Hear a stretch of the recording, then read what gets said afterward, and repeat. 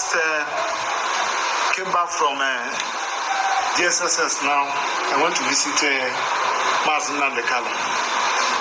And the condition I saw him is not something to write home about. He's not well. I will continue to say it. The cardiologist, who is the person that has been treating Nnamdi Kanu, have told the DSSS that he cannot be coming to DSSS every time, every week, to be treating Nnamdi Kanu. That it is against their own ethics. He is a U.S. American trained cardiologist consultant, and he said that he needs to have Nnamdi Kanu in his clinic at least to monitor him for 2 weeks. But the DSSS said no, that except is through court order. I can't see the reason why the judiciary should be allowed themselves to be used by the executive. We have seen the best international practices that once somebody is sick, even in a prison, and if you discover that the person needs to have the best medical practitioner, a consultant or a specialist, they will release the person. But the one of Nnamdi Kanu, the case is quite different. Is it because he's an Igbo? Is it because he's Nnamdi Kanu? It's only a living that we face trial. Look at the letter written to the DSSS. Get this letter, get this letter. This letter is being written by Heartland Cardiovascular Consultants Limited. The 𝐊𝐇𝐄𝐌, the medical director, and is a fellow, American College of Cardiology, wrote this letter to DSSS. And in the letter, he said, based on the symptoms communicated to me, I strongly recommend that he be brought to my clinic so that the proper medical focus examination, including necessary tests, will be carried out to address his complaints. This is a letter written to them. And based on this letter, the man said that the consultant said that he will not be going to DSSS to see Nnamdi Kanu. Dear Nigerians, is that the way of treating somebody? High Court sitting in Abuja has granted former commander of Force Intelligence Response Team, DCP Abba Kyari, 2 weeks bail after 27 months in detention.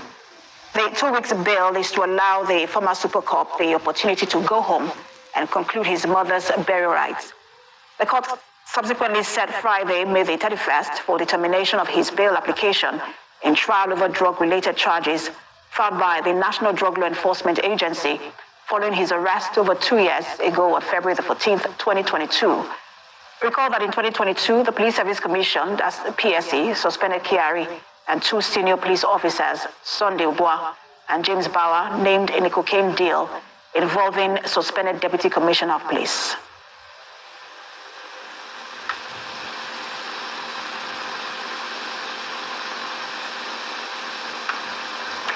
For more on this, we have joining us virtually Dr. Hassan. He's a lawyer, to look at the legal implication of all of this. Thank you so much for joining us. So let me start by asking you, because this has been on for 27 months, that's more than 2 years. For the first time, he's getting bail. Let me get your reaction to this. Yes, it's a pleasure to be on your program. Actually, hello? Please go ahead. Yes, considering the bail application that the 2 week bail pending is the former bail application for Mr. Abba Kyari, within the just magnanimous position to grant it, we must equally commiserate with that situation.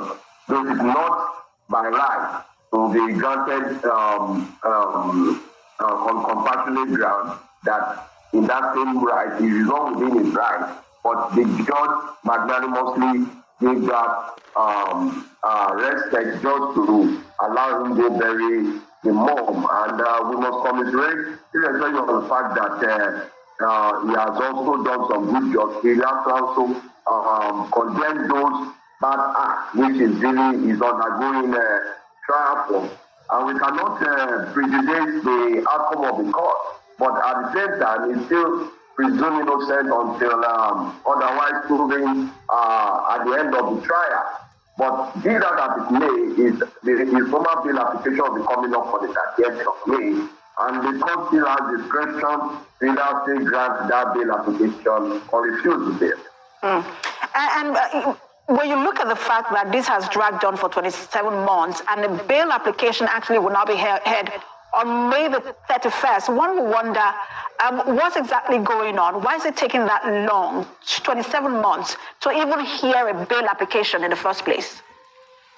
We are talking about capital offense here. Not all offenses are bailable, especially when capital offenses have begun cocaine and all the drug-related offenses and other crimes that are also aligned with those investigations within the period. So I believe the court has their reason, and the investigation is still ongoing. So the NDLEA has the onus of why they need to keep him, and I'm sure is to unravel and also further on their investigation and also nip in the bud. And you could admit that there have been a lot of achievement within that same line, but we just have to acknowledge that it is within the confines of the law, of the rule of law. There is no violation of process. Everything is within the law. In as much as there has been an application, it is within the discretion of the judge. The judge can refuse the bail. It's not his right, depending on the risk factor or the magnanimity of the crime committed. But as far as we are still concerned, it's presumed innocent until proven otherwise at the end of the trial. Thank you so much for your time. Always a pleasure to have you on Lawyer Dr. 𝐊𝐍𝐶. Well, thank you very much.